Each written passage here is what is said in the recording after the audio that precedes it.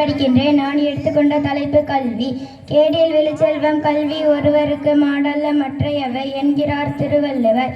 அதாவது இந்த உலகத்தில் மற்ற செல்வங்களை விட மனிதர்களுக்கு கல்வி செல்வம்தான் சிறந்த செல்வம். குடும்பத்தையும் நாட்டையும் முன்னோக்கி கொண்டு செல்வோம், வறுமையை போக்குவோம். கல்வி மிக மிக முக்கியமானதாகும். கற்றவர்க்கு செல்கின்ற இடமெல்லாம் சிறப்பு என கல்வியின் பெருமையை மூதுரை குறிப்பிடுகின்றது. அதாவது ஓர் மன்னனையும் நன்கு கற்றறிந்த ஒருவரையும் ஒப்பிட்டால் மன்னனை விட கற்றறிந்தவரே சிறப்புடையவராக கருதப்படுவார். ஏனென்றால் மன்னனுக்கு தனது நாட்டில் மட்டுமே சிறப்பு இருக்கும். கற்றவர்க்கு செல்கின்ற இடமெல்லாம் சிறப்பு.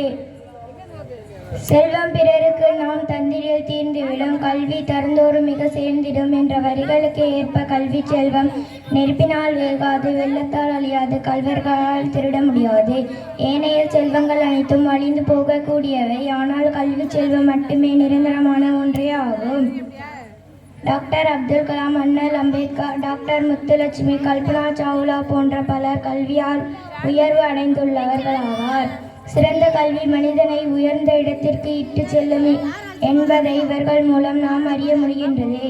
கல்வி என்பது கண் போன்றதாகும். அதை கற்காமல் இட்டால் கண்ணின்றி வாழ்வது போலாகும்.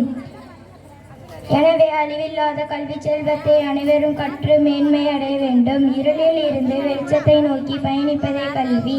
கல்வி என்பது கடல் அல்ல, அதை கற்றுக் கொடுப்பது தொழில் அல்ல, தவம். எவர் நம்மை கைவிட்டாலும் நாம் கற்ற கல்வி நம்மை கைவிடாது. நன்றி, வணக்கம்.